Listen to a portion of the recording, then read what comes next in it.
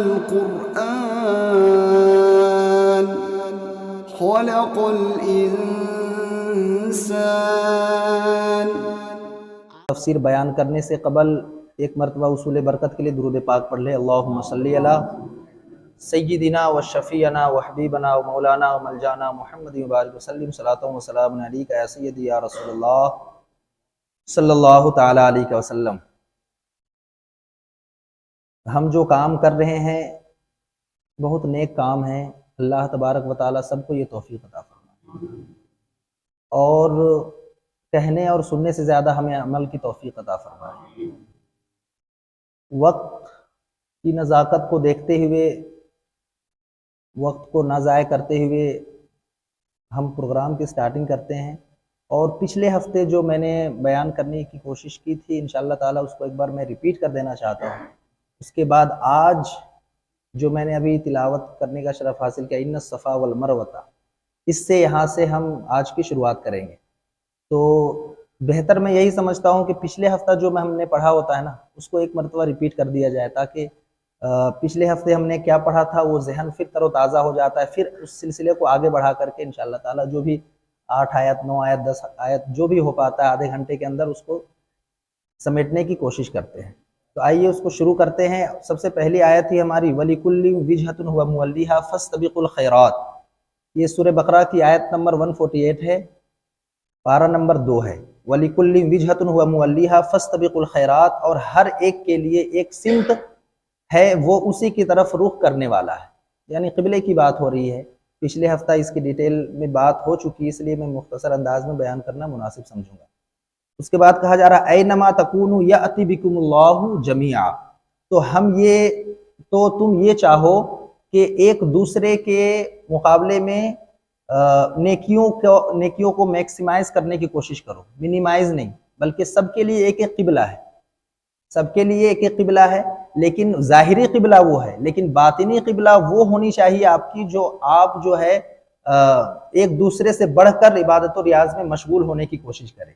یہ چاہیں کہ وہ اگر 4 رکعت نفل کی نماز پڑھ رہا ہے تو میں 8 رکعت پڑھنے کی کوشش کروں، تو باطنی قبلہ اس کو کہا گیا۔ تو تم یہ چاہو کہ نیکیوں میں اوروں سے آگے نکل جائیں، تم کہیں بھی ہو اللہ تبارک و تعالیٰ تمہیں اکٹھا لے آئے گا۔ اس کے بعد کہا جا رہا ہے ان اللہ علی کل شیء قدیر، کہ بے شک اللہ ہر چیز پر قادر ہے۔ یعنی یہاں پہ نماز کے اندر خشوع خضوع، عبادت و ریاضت کے اندر وہ ایسی عبادت ہونی چاہیے جو آپ کی خشوع جھلکنی چاہیے، آپ کے نمازوں کے اندر خضوع پیدا ہونی چاہیے، یہ نہیں کہ بس فارمیلٹی کے لیے آئے، نماز پڑھیں، اٹھک بیٹھک کیے اور نکل لی۔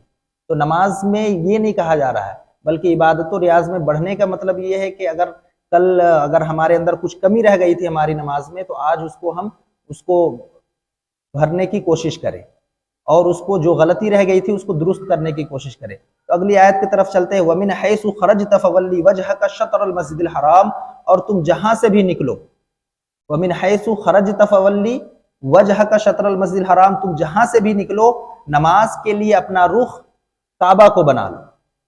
وَمِنْ حَيْثُ خَرَجْتَ فَوَلِّ وَجْهَكَ شَطْرَ الْمَسْجِدِ الْحَرَامِ وَإِنَّهُ لَلْحَقُّ مِنْ رَبِّكَ، اور یہی حق ہے تمہارے رب کی طرف سے۔ وَمَا اللَّهُ بِغَافِلٍ عَمَّا تَعْمَلُونَ، اور اللہ تمہارے کاموں سے غافل نہیں ہے، جو تم کر رہے ہو اللہ تبارک و تعالی وہ دیکھ رہا ہے۔ پھر آگے وہی بات آ گئی وَمِنْ حَيْثُ خَرَجْتَ فَوَلِّ وَجْهَكَ شَطْرَ الْمَسْجِدِ الْحَرَامِ وَحَيْثُ مَا كُنتُمْ فَوَلُّوا وُجُوهَكُمْ شَطْرَهُ، اور اے مسلمانوں تم جہاں کہیں بھی ہو اپنا منہ اسی کے طرف کرو، کہیں بھی چلے جاؤ، جب بھی نماز پڑھنی ہو تو اپنا رخ جو ہے کعبے کی طرف کیا کرو، کیونکہ اس کے بعد آگے ڈیٹیل میں بات آ رہی ہے لِأَلَّا يَكُونَ لِلنَّاسِ عَلَيْكُمْ حُجَّةٌ، کہ کہیں کفار تمہاری اس بات کو لے کر حجت قائم نہ کرے کہ ہمارے تورات میں تو یہ لکھا ہوا تھا کہ جو آخری نبی الزماں جو ہوں گے ان کا قبلہ تو بیت اللہ ہوگا، لیکن تم لوگوں نے تو بیت اللہ کو قبلہ بنایا ہی نہیں۔ تو کسی طرح کی حجت نہ رہ جائے، کسی طرح کے کوئی اعتراضات کا موقع نہ ملے، اللہ تبارک و تعالی اس لیے مسلمانوں کو گائیڈ کر رہا ہے اور کہہ رہا ہے لِأَلَّا يَكُونَ لِلنَّاسِ عَلَيْكُمْ حُجَّةٌ، کہ لوگوں تم پر کوئی حجت نہ رہے۔ اس کے بعد کہا جا رہا ہے إِلَّا الَّذِينَ ظَلَمُوا، مگر جو ان میں ناانصافی کرے، جو جان رہے ہیں اور پھر جان بوجھ کر کے یہ غلطی کر رہے ہیں تو وہ ناانصافی ہو۔ اس کے بعد کہا جا رہا ہے فَلَا تَخْشَوْهُمْ، کہ جو اس طرح کی بات کرتے ہیں، جو تمہیں بھڑکانے کی کوشش کرتے ہیں یا تمہیں جو ڈرانے کی کوشش کرتے ہیں، فلا تخشوہم، ان سے نہ ڈرو۔ اس کے بعد کہا جا رہا ہے وخشونی، صرف مجھ سے ڈرو۔ فلا تخشوہم وخشونی یعنی ان سے نہ ڈرو، ہم سے ڈرو۔ پھر کہا جا رہا ہے وَلِيُتِمَّ نِعْمَتِي عَلَيْكُمْ وَلَعَلَّكُمْ تَهْتَدُونَ، اور یہ اس لیے کہ میں اپنی نعمت تم پر تمام کر دوں، میں اپنی نعمت تم پر تمام کر دوں اور پوری کر دوں، اور کسی طرح تم ہدایت پا سکو۔ اس کے بعد اگلی آیت میں کہا جا رہا ہے کما ارسلنا فیکم رسولا منکم یتلو علیکم آیاتنا ویزکیکم، جس طرح ہم نے تم ہی میں سے ایک رسول کو چن لیا۔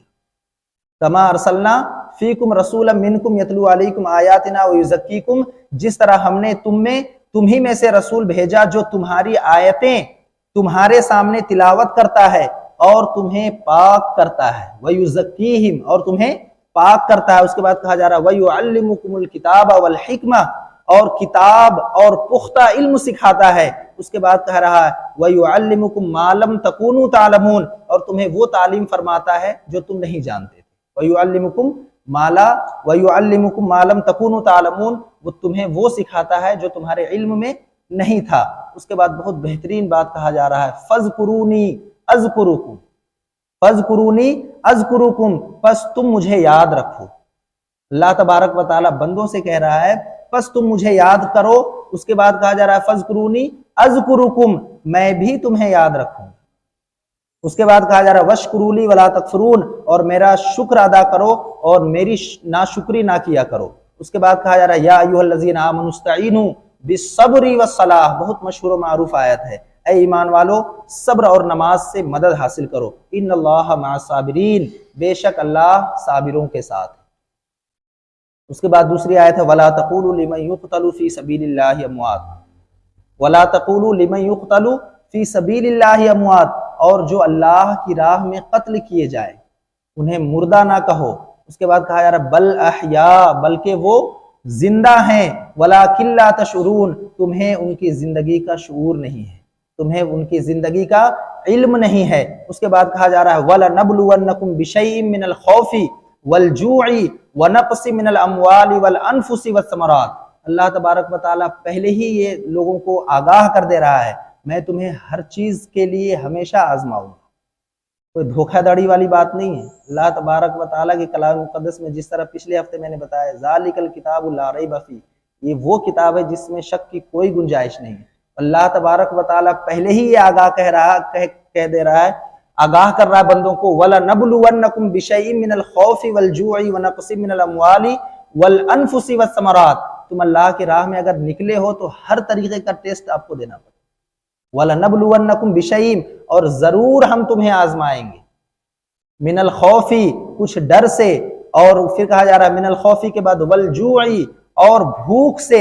اس کے بعد کہا جا رہا ہے وَنَقْصٍ مِّنَ الْأَمْوَالِ، اور کچھ مالوں اور کچھ جانوں اور کچھ پھلوں کی کمی سے، وَالْأَنفُسِ وَالثَّمَرَاتِ یعنی کاروبار سے، وَالْأَنفُسِ وَالثَّمَرَاتِ۔ اس کے بعد کہا رہا ہے وَبَشِّرِ الصَّابِرِينَ، اور اے محبوب کہہ دیجئے وہ ان لوگوں کو جو لوگ صبر سے کام لیں انہیں بشارت دے دیجئے، یعنی جنت کی خوشخبری سنا دیجئے۔ اگر ان سب ٹیسٹ سے جو کامیاب ہو جاتا ہے انہیں خوشخبری دے دیجئے۔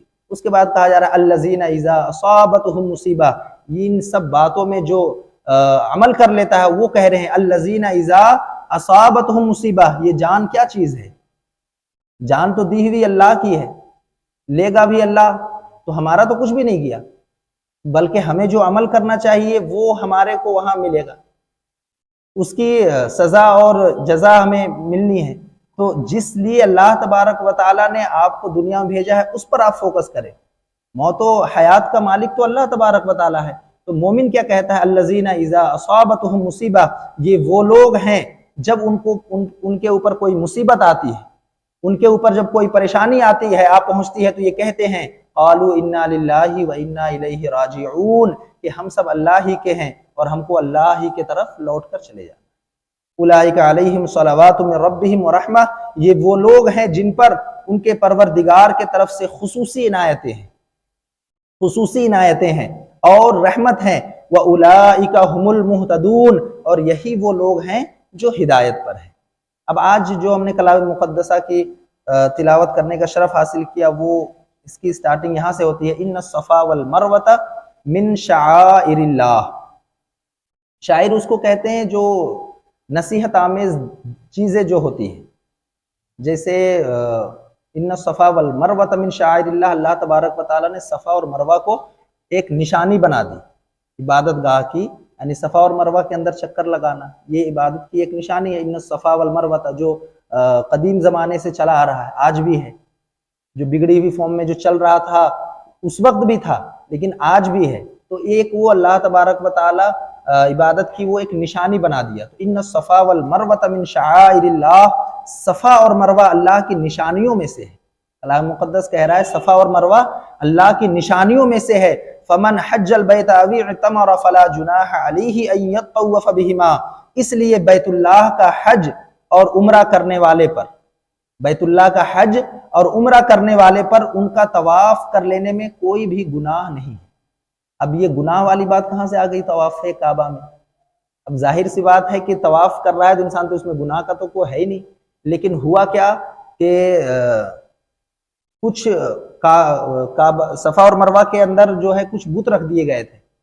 اس کے بعد جب حضور صلی اللہ تعالیٰ علیہ وسلم پر یہ آیتیں نازل ہو رہی ہے نا، اس وقت جب بت رکھ دیے گئے تھے تو چکر لوگ طواف کیا کرتے تھے، تو لوگ کہا کرتے تھے یہاں تو بت ہے، یہاں پہ طواف کرنا تو یہ شرک والی بات ہو گئی۔ لیکن اللہ تبارک و تعالیٰ اسی آیت میں اس کو اچھے طریقے سے آئیڈینٹیفائی کرے گا، اور اس میں بتایا جا رہا ہے اللہ تعالیٰ ہر انسان کی نیتوں سے واقف ہے، رگ رگ سے واقف ہے۔ ہم مسجد بھی آ رہے ہیں، نماز پڑھ رہے ہیں، تو ہمارے پاس میں جو کھڑا ہے وہ شخص نہیں جان رہا ہے کہ اس کے دل میں کیا چل رہا ہے، اس کے ذہن میں کیا کام کر رہا ہے ابھی، لیکن اللہ تبارک و تعالیٰ انسان کے ہر ایک ایکٹیویٹی، ہر ایک مطلب نس نس سے اللہ تبارک و تعالیٰ واقف ہے۔ تو اللہ تبارک و تعالیٰ کہہ رہا ہے کون کس نیت سے عبادت کر رہا ہے، کون کس نیت سے طواف کر رہا ہے، کون کس نیت سے صفا اور مروہ کے چکر لگا رہا ہے، وہ بہتر طریقے سے اللہ جاننے والا ہے۔ تو کون کس نیت سے، انما الاعمال بالنیات کہتے ہیں نا، اعمال کا دار و مدار سارا نیت پر ہوتا ہے، نیت جیسی ہے برکت بھی ویسی ہوگی۔ تو ان الصفا والمروہ من شعائر اللہ فمن حج البیت او اعتمر فلا جناح علیہ ان یطوف بہما، جو لوگ یہ کہا کرتے تھے کہ نہیں یہاں تو بت رکھا ہوا تھا اس کا لوگ چکر لگا رہے، ان کو کنڈیم کرنے کے لیے یہ بات کہا جا رہا ہے۔ ان الصفا والمروہ من شعائر اللہ فمن حج البیت او اعتمر فلا جناح علیہ ان یطوف بہما، اس لیے بیت اللہ کا حج عمرہ کرنے والے پر ان کا طواف کرنے میں بھی کوئی گناہ نہیں ہے۔ ومن تطوع خیرا، اپنی خوشی سے بھلائی کرنے والوں، یعنی اپنے خوشی سے بھلائی یعنی نیکی کرنے والوں۔ اس کے بعد کہا جا رہا ہے فإن اللہ شاکر علیم، تو بے شک اللہ قبول کرنے والا اور جاننے والا ہے۔ عبادت اللہ تبارک و تعالیٰ قبول کرنے والا ہے، اور کون کس نیت سے عبادت کر رہا ہے وہ بھی اللہ تبارک و تعالیٰ جاننے والا ہے۔ دکھاوے کی کوئی ضرورت نہیں، یعنی کہنے کا مطلب یہ ہے کہ اللہ تبارک و تعالیٰ کی بارگاہ میں جب کوئی انسان عبادت کرتا ہے تو خالص وہ صرف عبادت اللہ کے لیے ہونی چاہیے۔ رکوع اور سجود اور قرات اور اچھوتی انداز میں تلاوت کرنا، یہ اگر دکھاوے کے فارم میں ہے تو یہ اللہ تبارک و تعالیٰ کو کسی بھی اینگل سے ایکسیپٹ نہیں ہے۔ تو دکھاوا اللہ تبارک و تعالیٰ کی بارگاہ میں قبول نہیں، جیسے کہ سورۃ الماعون میں کہا گیا الذین ہم یراؤون، اس سے پہلے کہا گیا الذین ہم عن صلاتہم ساہون، کہ ان نمازیوں کی خرابی ہے۔ الذین ہم یراؤون، کیسے نمازیوں کی؟ جو دکھاوے کے لیے یعنی جو ریاکاری کرتے ہیں۔ الذین ہم یراؤون، جو ریاکاری کرتے ہیں، جو دکھاوے کے لیے نماز پڑھتے ہیں۔ نماز تو آ کر کے پڑھ لی، لیکن نماز پڑھنے کے بعد ہم جب گئے مسجد سے باہر نکل کر کے گئے تو پہلے جو ہمارا عمل تھا ابھی بھی ہمارا وہی عمل ہے۔ تو وہ نماز کی خرابی نہیں ہے، بلکہ جو نماز پڑھ رہے ہیں وہ نماز سے سیکھنے کی کوشش نہیں کر رہے ہیں۔ اس لیے اللہ کا کلام کہہ رہا ہے الذین ہم یراؤون، ایسے لوگ جو نماز پڑھتے ہیں وہ صرف ریاکاری کے فارم میں پڑھتے ہیں، دکھاوے کے لیے پڑھتے ہیں کہ لوگ ہمیں نمازی کہیں، لوگ ہمیں اچھا سمجھے کہ ہاں نماز پڑھنے والا شخص ہے۔ تو اللہ تبارک و تعالیٰ کی بارگاہ میں دکھاوا کسی بھی اینگل سے ایکسیپٹ نہیں ہے۔ اگلی آیت کی طرف ہم چلتے ہیں، ان الذین یکتمون ما انزلنا من البینات والہدی، جو لوگ ہماری اتاری ہوئی دلیلوں اور ہدایت کو چھپاتے ہیں، جو لوگ ہماری اتاری ہوئی دلیلیں اور ہدایت کو چھپاتے ہیں، یعنی جب چیزیں واضح ہو گئی کہ اللہ تبارک و تعالیٰ کی طرف سے یہ حکم ہے پھر بھی وہ چھپا رہے ہیں۔ کون چھپاتے تھے؟ علماء یہود، وہ جانتے تھے کہ یہ آخری نبی صلی اللہ تعالیٰ علیہ وسلم ہیں، ہر کوالٹی ان کو آخری نبی حضور صلی اللہ تعالیٰ علیہ وسلم میں نظر آتی تھی، لیکن پھر بھی وہ چھپاتے تھے۔ اس لیے صرف چھپاتے تھے تاکہ ہماری دکانیں نہ بند ہو جائیں، لوگ ہمارے پاس آنا نہ بند کر دیں، اس لیے وہ چھپاتے تھے۔ تو اللہ کا کلام کہہ رہا ہے ان الذین یکتمون ما انزلنا من البینات والہدی، جو لوگ ہماری اتاری ہوئی دلیلوں اور ہدایت کو چھپاتے ہیں، من بعد ما بیناہ للناس فی الکتاب، باوجود کہ ہم اسے اپنی کتاب میں لوگوں کے لیے بیان کر چکے ہیں۔ یعنی اللہ تبارک و تعالیٰ تورات میں صاف صاف فرما دیا تھا آخری نبی ایسے ہوں گے، ان کی یہ نشانیاں ہوں گی، تم ان پر ایمان لانا، لیکن وہ صرف حسد کے وجہ سے، جلن کے وجہ سے اپنے میں اڑے رہے اور حسد کے بنا پر کافر ہو گئے۔ اسی کو کہا جا رہا ہے باوجود کہ ہم اسے اپنی کتاب میں لوگوں کے لیے بیان کر چکے ہیں۔ تو اس کے بعد کہا جا رہا ہے اولئک یلعنہم اللہ ویلعنہم اللاعنون، اولئک یلعنہم اللہ، ان لوگوں پر اللہ کی اور تمام، اس کے بعد ویلعنہم اللاعنون، ان لوگوں پر اللہ کی اور تمام لعنت کرنے والوں پر کی لعنت۔ یعنی جو اللہ تبارک و تعالیٰ کے کلام کی علم ہونے کے باوجود، تورات اللہ کا کلام ہے، علم ہونے کے باوجود بھی اس چیز کو چھپا رہے ہیں، تو ایسے لوگوں پر اللہ کی بھی لعنت ہے اور تمام لعنت کرنے والوں کی لعنت ہے۔ جو اللہ تبارک و تعالیٰ کا کلام جب واضح ہو جائے کہ ہاں یہ اللہ کا کلام ہے، پھر بھی اس کو چھپا رہے ہیں۔ جب لوگ ان کے پاس آتے تھے پوچھنے کے لیے اس طرح محمد صلی اللہ علیہ وسلم فرما رہے ہیں کیا صحیح ہے، تو وہ جھوٹا کہہ دیتے تھے، نہیں ایسا نہیں ہے، خود جان رہے ہیں وہ کہ یہ سچ کہہ رہے ہیں، لیکن وہ نہیں کہتے تھے۔ اور جو لوگ کچھ سیدھے سادے تھے وہ کہہ دیا کرتے تھے کہ ہاں حضرت محمد مصطفیٰ صلی اللہ علیہ وسلم یہ فرما رہے ہیں جو صحیح ہے، ہمارے تورات میں لکھا ہے، تو اس وقت وہاں تو بول دیتے تھے، لیکن جب اکیلے میں ملتے تھے تو وہ یہ کہا کرتے تھے کہ تم اس طرح کی بات ان کے پاس کیوں کہتے ہو، اس طرح سے تو ان کو حجت قائم ہو جائے گی، قیامت کے دن ہماری پکڑ ہو جائے گی کہ تم دیکھو تمہارے تورات کے ماننے والے یہ جانتے تھے کہ یہ آخری نبی ہے، پھر بھی انہوں نے ایکسپٹ نہیں۔ اگلی آیت کی طرف ہم چلتے ہیں، الا الذین تابوا واصلحوا وبینوا فاولئک اتوب علیہم، الا الذین تابوا، مگر وہ لوگ جو توبہ کر لیں۔ مگر اس سے پہلے والی آیت میں بتایا گیا کہ دلیلوں کو جو چھپاتے ہیں، ہدایت کو جو چھپاتے ہیں، اور کتابوں میں جو صاف صاف لکھ دیا اس کو جو چھپاتے ہیں، ایسے لوگوں پر اللہ کی لعنت ہے اور تمام لعنت کرنے والوں کی بھی لعنت ہے۔ اس کے بعد کہا جا رہا ہے الا الذین تابوا، مگر وہ لوگ جو توبہ کر لیں۔ اس کے بعد کہا جا رہا ہے واصلحوا، اور جو اصلاح کر لے، یعنی غلطی ہو گئی اللہ تبارک و تعالی ہمیں معاف فرما دے۔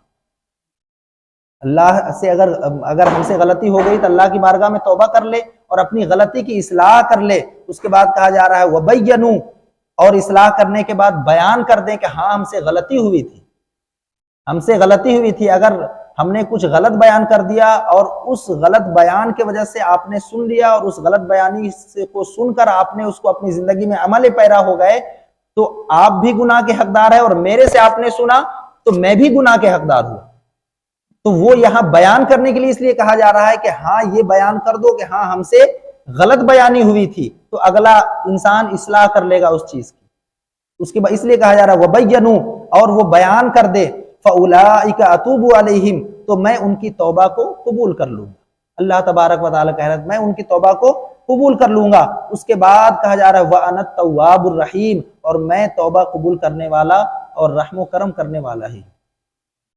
اس کے بعد کہا جا رہا ہے ان الذین کفروا وماتوا وهم کفار، کہ بے شک وہ لوگ جنہوں نے کفر اختیار کر لیا، بے شک وہ لوگ جنہوں نے کفر اختیار کر لیا، وماتوا وهم کفار، اور وہ کافر ہو کر ہی مرے، یعنی کافر کی حالت میں ہی اگر ان کی موت ہو گئی، اولئک علیہم لعنت اللہ، ان پر اللہ کی لعنت ہے، اولئک علیہم لعنت اللہ، اللہ کے ان پر لعنت ہے۔ اب ہدایت آپ کے پاس آ پہنچی پھر بھی آپ نے ایمان نہیں لایا، تو ایسے لوگوں پر اللہ کی لعنت ہے۔ اس کے بعد کہا جا رہا والملائکہ، اور فرشتوں کی بھی ایسے لوگوں پر لعنت ہے۔ اس کے بعد کہا جا رہا والناس اجمعین، اور تمام انسانوں کی بھی اس پر لعنت، یعنی اللہ کی بھی لعنت، ملائکہ کی بھی لعنت، اور تمام انسانوں کی بھی اس پر لعنت ہے۔ ایسے لوگوں پر جن کے اوپر اللہ کا کلام واضح ہو گیا اور وہ ہدایت نہیں پائے، وہ اللہ کے کلام کو ایکسپٹ نہیں کیا، ان پر اللہ کی بھی لعنت ہے اور فرشتوں کی بھی لعنت ہے اور انسانوں کی بھی لعنت ہے۔ اگلی آیت دیکھتے ہیں خالدین فیہا، ہمیشہ رہیں گے. جو ایمان نہیں لائے، جو کفر کی حالت میں جن کی ڈیتھ ہو گئی، ان کے بارے میں کہا جا رہا ہے خالدین فیہا، ہمیشہ رہیں گے اسی میں. وہ اس میں لا یخفف عنہم العذاب ولا هم ینظرون، نہ ان پر کسی طرح کی کوئی عذاب میں کوئی کمی کی جائے گی. خالدین فیہا، ہمیشہ رہیں گے اس میں وہ. لا یخفف عنہم العذاب، نہ ان پر کسی طرح کی کوئی عذاب میں کمی کی جائے گی. ولا هم ینظرون، اور نہ انہیں کسی طرح کی کوئی مہلت دی جائے گی. جب ہدایت آپ کے پاس آ پہنچا، جب اللہ کے کلام اللہ آپ تک پہنچ گیا، تو آپ کو یہ چاہیے تھا کہ اللہ کا کلام ہے، اس سے اچھا اور اس سے سچا کلام کیا ہو سکتا ہے. تو اس کو اس وقت ایکسیپٹ کرنے کی بات تھی. لیکن اب یہ پچھتاوے والی بھی بات اب آئے گی. جو لوگ مرنے کے بعد جب ان کو پتا چلے گا کہ ہم تو غلط راستے پر تھے، تو اس کی بھی بات اب آئے گی. اس کو ذرا غور سے سماعت فرمائے. اس کے بعد کہا جا رہا ہے وَإِلَٰهُكُمْ إِلَٰهٌ وَاحِدٌ، تم سب کا معبود ایک ہی معبود تو ہے. وَإِلَٰهُكُمْ إِلَٰهٌ وَاحِدٌ، معبود برحق تو ایک ہی ہے، اللہ تبارک و تعالی ہی معبود ہے. وَإِلَٰهُكُمْ إِلَٰهٌ وَاحِدٌ، اس کے بعد کہا جا رہا ہے لا الہ الا، اس کے سوا کوئی معبود برحق نہیں. وَإِلَٰهُكُمْ إِلَٰهٌ وَاحِدٌ، تم سب کا معبود ایک ہی معبود تو ہے. لا الہ الا، اس کے سوا کوئی معبود برحق نہیں. هو الرحمن الرحیم، وہ بہت رحم کرنے والا اور بڑا مہربان ہے. یعنی اللہ تبارک و تعالی کے بارے میں یہ بتا دیا گیا. اب یہاں پر دیکھیں اللہ تبارک و تعالی نے کن کن نعمتوں سے ہمیں نوازا ہے اور کس طریقے کے حکمت کو ہم پر واضح کیا ہے. پھر بھی ہم اللہ کو ماننے سے کیسے قاصر ہیں. زمین و آسمان کی بناوٹ دیکھ لیں آپ، بادلوں کی کلاؤڈز جس کو کہا جاتا ہے اس کی رچنا کو دیکھ لیں آپ. جب زمین سوکھ جاتی ہے، بنجر زمین ہو جاتی ہے، اس پر جب بارش ہوتی ہے، بارش کا برسنا اور پھر زمین کا تر و تازہ ہو جانا، اس پر سبز وغیرہ نکلنا، پیڑ پودوں کا ہرا ہو جانا، یہ اللہ کے سوا اور کون کر سکتا ہے. تو ان سب حکمتوں کو یہاں پر ذکر کیا گیا ہے. اور بعد میں یہ بھی کہا گیا ان سب چیزیں واضح ہونے کے باوجود بھی جو انسان اللہ تبارک و تعالیٰ کی ربوبیت کا اظہار نہ کرے، اللہ تعالیٰ کے رب ہونے کا اقرار نہ کرے، اس کے جیسا بے وقوف کوئی نہیں ہو سکتا. یعنی اتنے نشانیاں آ جانے کے باوجود بھی اگر آپ اللہ کے رب ہونے کا اقرار نہیں کرتے ہیں، اظہار نہیں کرتے ہیں، تو آپ کو عقل مند کی کیٹیگری میں نہیں رکھا جا سکتا. اللہ کا کلام یہ کہہ رہا ہے، اس کو ہم پڑھنے کی کوشش کرتے ہیں. ان فی خلق السماوات والارض واختلاف اللیل والنہار، بے شک آسمان اور زمین کی پیدائش اور رات اور دن کا ہیر پھیر سے مطلب دن کے بعد رات، رات کے بعد دن. کہا جا رہا ہے بے شک آسمان اور زمین کی پیدائش، اور کوئی کر سکتا ہے اللہ تبارک و تعالیٰ کے علاوہ؟ پیدائش اور رات اور دن کا ہیر پھیر، یعنی دن کے بعد رات اور رات کے بعد دن. اس کے بعد کہا جا رہا ہے والنہار والفلک التی تجری فی البحر بما ينفع الناس، کشتیوں کا. اب کشتیوں کا جو روٹین ہے اس کو سماعت فرمائے. کشتیوں کا لوگوں کو نفع دینے والی چیزوں کو لیے ہوئے سمندر میں چلنا، یعنی کشتیوں کا سمندر میں چلنا، یہ بھی اللہ تبارک و تعالیٰ کی حکمت میں سے ایک چیز ہے.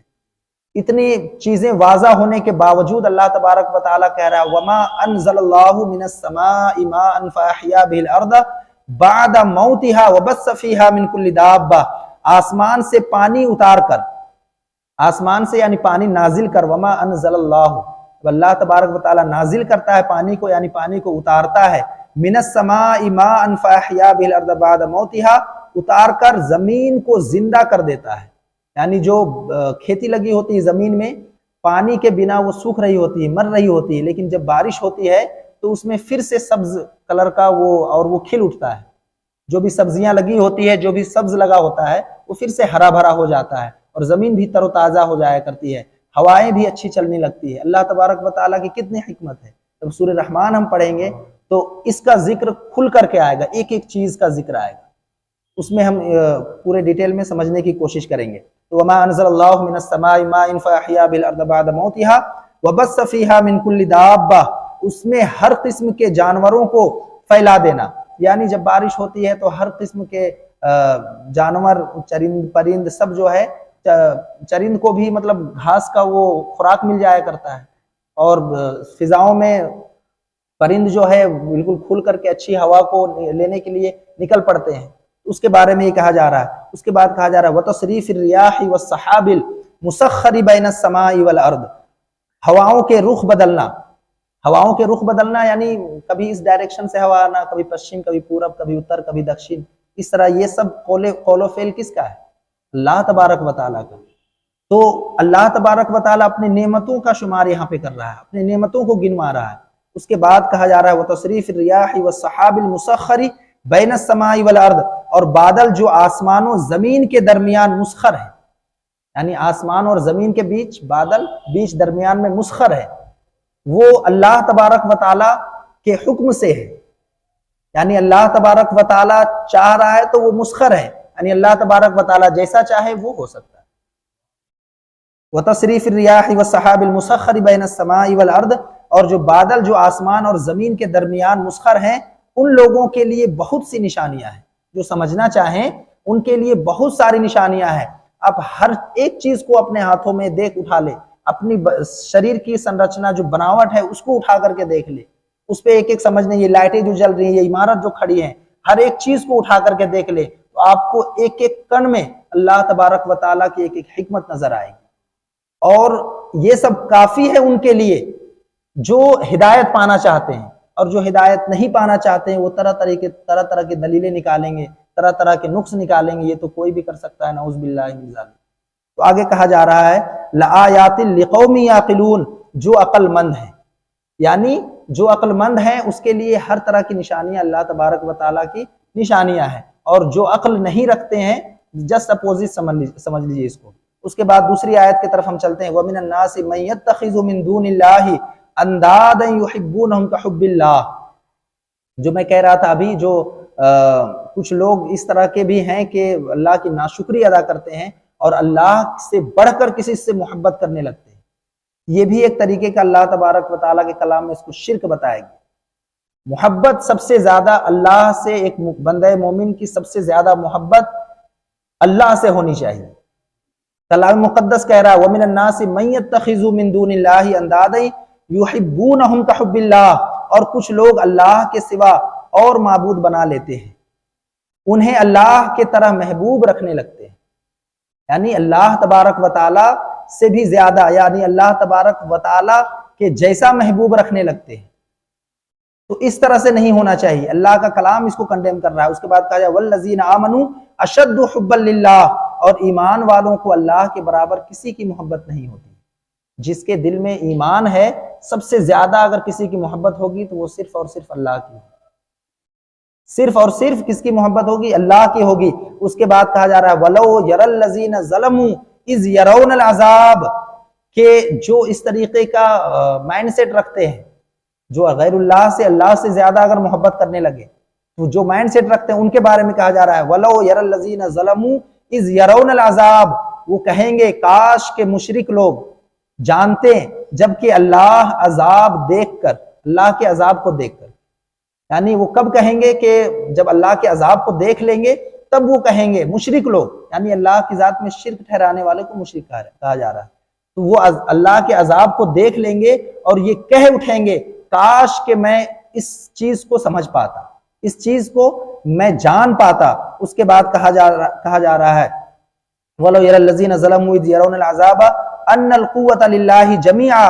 یقیناً تمام طاقتوں میں سے سب سے زیادہ طاقت کسی کی ہے تو وہ صرف اور صرف اللہ کی، صرف اور صرف اللہ کی طاقت ہے۔ وَلَوْ يَرَى الَّذِينَ ظَلَمُوا إِذْ يَرَوْنَ الْعَذَابَ أَنَّ الْقُوَّةَ لِلَّهِ جَمِيعًا وَأَنَّ اللَّهَ شَدِيدُ الْعَذَابِ، اور اللہ تعالیٰ سخت عذاب دینے والا ہے۔ اب سزا اور جزا کے وقت یہ سب باتوں کی معلومات پڑے تو اس وقت کا کیا فائدہ؟ جس وقت اللہ کا کلام آپ تک پہنچ گیا، آپ کو ہدایت کا درس دیا گیا، آپ کو دین کی تبلیغ کی گئی آپ کے بیچ میں، اس وقت اس چیز کا اگر امپلیمنٹ ہو، اس چیز کو ایکسپٹ کیا جائے تو وہ آپ کے لیے فائدہ مند ہے۔ لیکن اگر آپ جزا اور سزا یعنی میدان محشر میں ان سب چیزوں کی کاش ایسا ہوتا، کاش مجھے واپس بھیج دیا جاتا دنیا میں، کاش میں اب جاؤں تو اللہ کی اللہ ہمیشہ سجدے میں اپنے ماتھے کو ٹکائے رکھوں، تو اس وقت کاش کہنے سے کچھ حاصل نہیں ہونے والا ہے۔ بلکہ دنیا میں آپ کو اس لیے بھیجا گیا کہ آپ اچھے عمل کریں، آپ اپنے عمل کو اچھا رکھیں، تاکہ آپ جب سزا اور جزا کا وقت آوے تو آپ سزا والوں میں سے نہیں ہوں، آپ جزا والوں کی کیٹیگری میں آپ کو کھڑا کیا جائے۔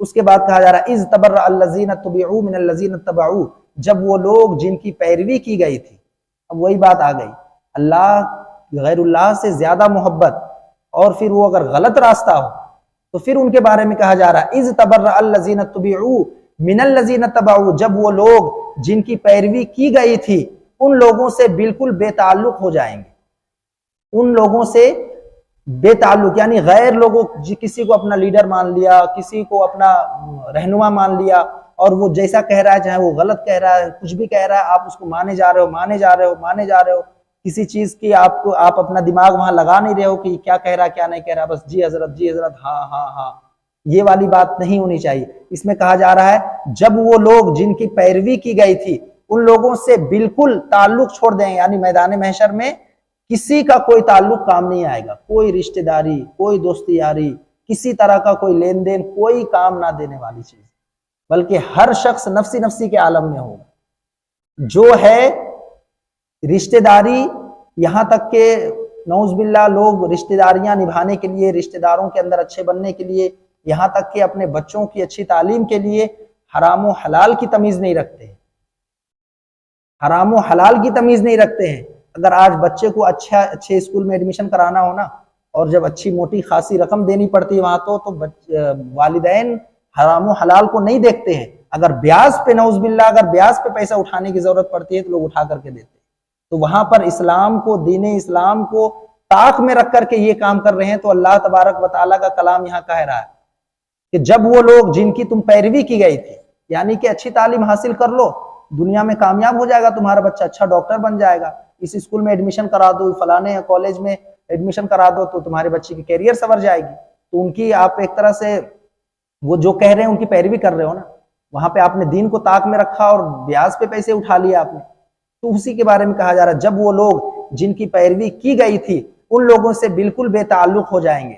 اس کے بعد کہا جا رہا ہے وَرَأَوُا الْعَذَابَ وَتَقَطَّعَ بِهِمُ الْأَسْبَابُ، اور عذاب کو اپنی آنکھ سے دیکھ لیں گے، یعنی جن کی پیروی کی گئی تھی اور غلط راستہ تھا، اور وہاں پہ کہیں گے کیا، عذاب کو جب اپنی آنکھوں سے دیکھ لیں گے اور ان کے آپس کے تعلقات بالکل ٹوٹ جائیں گے، وہاں پر آپس کے تعلقات بالکل ٹوٹ جائیں گے۔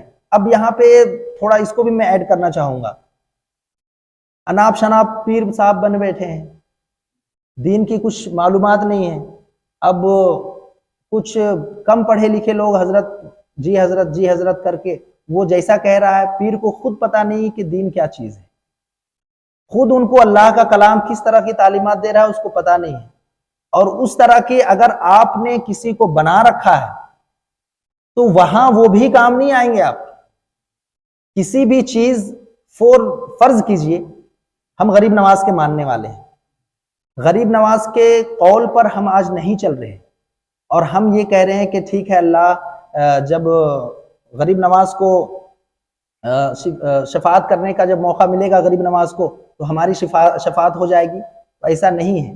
اگر آپ نے غریب نواز کے قول و فعل پر آپ نے دنیا میں رہ کر ان کو صرف یہ کہتے رہے ہم غریب نواز کے ماننے والے ہیں، تو ایسا نہیں ہے۔ اگر آپ ان کے قول و فعل پر نہیں چلے تو وہاں پہ غریب نواز آپ کو سب سے پہلے پیچھے چھوڑیں گے، سب سے پیچھے آپ کو چھوڑتے ہوئے نظر آئیں گے، اور وہ سب سے بڑا دشمن اگر مانیں گے تو وہ آپ کو مانیں گے، کیونکہ تم تو میرا نام لیا کرتے تھے، میرے درگاہ پہ آ کر کے حاضری بھی لگایا کرتے تھے، لیکن ہمارا کیا تعلیم تھا، ہمارا کس طرح سے چلنے کا طریقہ، دین تبلیغ کا طریقہ کیا تھا، اس کو تو تم نے اپنایا ہی نہیں، بس رزق اور کسی بھی طریقے سے بس مانتے رہے، یہ چیز فلانے چیز یہ وہ سب تمہیں ملتا رہا، لیکن پھر بھی تم ہمارے قول و فعل کو تو تم نے مانے نہیں، تو غریب نواز ہی سب سے پہلے آپ سے دامن چھڑاتے ہوئے وہاں نظر آئیں گے۔ تو اس کے بارے میں بھی یہاں پہ تھوڑی بات کی گئی، اذ تبرأ الذین اتبعوا من الذین اتبعوا، جب وہ لوگ جن کی پیروی کی گئی تھی ان لوگوں سے بالکل بے تعلق ہو جائیں گے، کہ تم تو کہتے تھے کہ ہاں ہم آپ کے ماننے والے ہیں، لیکن ہماری باتوں پر تم نے تو عمل ہی نہیں کرا۔ اس کے بعد کہا جا رہا وَرَأَوُا الْعَذَابَ وَتَقَطَّعَ، یعنی ہر رشتہ داری وہاں پہ منقطع کر دی جائے گی. وَرَأَوُا الْعَذَابَ وَتَقَطَّعَ بِهِمُ الْأَسْبَابُ، اور عذاب کو اپنی آنکھ سے دیکھ لیں گے اور ان کے آپس کے تعلقات بالکل ٹوٹ جائیں گے. اس کے بعد اگلی آیت کی طرف ہم چلتے ہیں. وَقَالَ الَّذِينَ اتَّبَعُوا لَوْ أَنَّ لَنَا كَرَّةً فَنَتَبَرَّأَ مِنْهُمْ كَمَا تَبَرَّؤُوا مِنَّا، اور جن لوگوں نے پیروی کی تھی، اب اس کے بارے میں پھر ڈیٹیل میں یہ بات آ رہی ہے، اور جن لوگوں نے پیروی کی تھی کہیں گے کاش ہمارے لیے ایک اور بار ہمیں موقع دیا جاتا دنیا میں جانے کے لیے. تو جب وہ ان سے جب رشتہ انہوں نے منقطع کر لیا، جب وہ رشتہ وہاں پہ تعلقات وہاں پہ ٹوٹ گئے، تو تب یہ کہہ رہے ہیں جو ماننے والے تھے، جو فالوورز تھے، وہ کہیں گے، اور جن لوگوں نے پیروی کی تھی کہیں گے کاش ہمارے لیے ایک اور بار موقع ہمیں دیا جائے کہ ہم بھی ان سے بالکل بے تعلقی اختیار کر لیں گے. ہم جو انجانے میں اور جو خواہ مخواہ کے لوگوں کو درس دینے کے لیے بنے بیٹھے ہیں اور اپنی گدیاں لگا کر کے بیٹھے ہوئے ہیں اور لوگوں کے غلط درس دے رہے ہیں، وہ غلط بھی کر رہے ہیں، پھر بھی وہ ان کے پاس آ رہے ہیں تو وہ اصلاح کرنے کی کوشش نہیں کر رہے ہیں، صرف اس لیے تاکہ ہمیں یہ ماننا نہ چھوڑ دیں. تو اس طرح کی بات سے اگر وہاں پہ میدان محشر میں اگر اس طرح کے لوگ وہاں پہ ہوں گے تو وہ کہیں گے کاش کہ ہمیں ایک بار اور موقع دیا جاتا دنیا میں جانے کا، تو ہم جس طرح سے انہوں نے ہم سے تعلقات توڑ لیے، ہم بھی اس سے تعلقات توڑ لیتے. اس کے بعد کہا جا رہا ہے کذالک یریہم اللہ اعمالہم حسرات علیہم، اسی طرح اللہ تعالیٰ انہیں ان کے اعمال دکھائے گا، ان کی حسرتیں جو ہیں انہیں دلائے گا. یعنی کاش کاش کاش کہ کاش اگر مجھے ایک اور موقع ملتا تو میں یہ کام کر لیتا، کاش مجھے اور تھوڑی سی زندگی مل گئی ہوتی تو میں اللہ کی عبادت اور ریاضت کر لیتا، کاش مجھے تھوڑی اور زندگی مل گئی ہوتی تو میں اپنے گناہوں سے توبہ کر لیتا. لیکن جب زندگی ملی ہوئی ہے تب اس کے حق میں کوئی سوچنے کا سوال ہی نہیں کرتا ہے. ابھی زندگی ہے، ابھی موقع ہے ہمارے پاس، ابھی ہم اپنے گناہوں سے توبہ کریں، ابھی ہم سچے کام کرنے کا عہد کریں، ابھی ہم لوگوں کو پریشان کرنا بند کریں.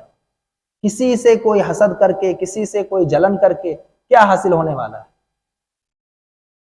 تو کذالک یریہم اللہ اعمالہم حسرات علیہم، اسی طرح اللہ تعالیٰ انہیں ان کے اعمال دکھائے گا اور ان کی حسرتیں دلانے کو، یعنی کاش کہ اس طرح سے ہوتا، کاش کہ اس طرح سے ہوتا. وما ہم بخارجین من النار، اور یہ ہرگز جہنم سے نہ نکالے جائیں.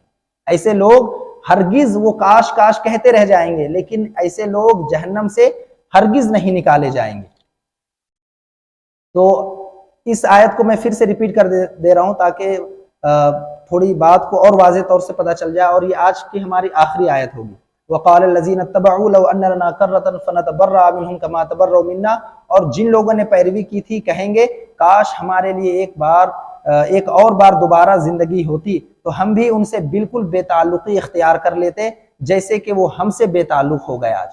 اس کے بعد کہا جا رہا ہے کذالک یریہم اللہ اعمالہم حسرات علیہم، اسی طرح اللہ تعالیٰ انہیں ان کے اعمال دکھائے گا ان کو حسرت دلانے کو، یعنی کہ تم دیکھ لو تم دنیا میں جو کرتے تھے، اب یہاں کاش کاش کہنے سے کچھ حاصل نہیں ہونے والا ہے. اور پھر کہا جا رہا ہے وما ہم بخارجین من النار، اور یہ ہرگز جہنم سے نہیں نکالے جائیں گے. اللہ تبارک و تعالیٰ کی بارگاہ میں دعا ہے ہمیں اور تمام مسلمانوں کو کلام مقدس پڑھنے، سمجھنے اور اس پر عمل کی توفیق و رفیق عطا فرمائے. ہمیں اور آپ کو کہنے اور سننے سے زیادہ عمل کی توفیق و رفیق عطا فرمائے. اور خاص کر کے یہ دعا ہے فلسطین کے مسلمانوں پر اللہ رحم و کرم عطا فرمائے. مولا فلسطین کی سرزمین پر جو ہو رہا ہے اس سے تو بے خبر نہیں ہے، مولا تو وہاں کی خبر لے اور جلد از جلد مسلمانوں کو راحت پہنچا اور دشمنوں کو زیر عطا فرما. مولا دشمنوں کی سازشوں کو ناکام عطا فرما، مسلمانوں کی رہنمائی عطا فرما. مولا تو اپنا خاص مسلمانوں پر فضل و کرم عطا فرما اور تمام دنیا کے مسلمانوں پر مسلمانوں کی جان و مال، عزت و آبرو کی حفاظت عطا فرما. وآخر دعوانا الحمدللہ رب العالمین. استغفر اللہ ربی من کل ذنب واتوب الیہ. استغفر اللہ ربی من کل ذنب واتوب الیہ. استغفر اللہ ربی من کل ذنب. الرحمن علم القرآن خلق الإنسان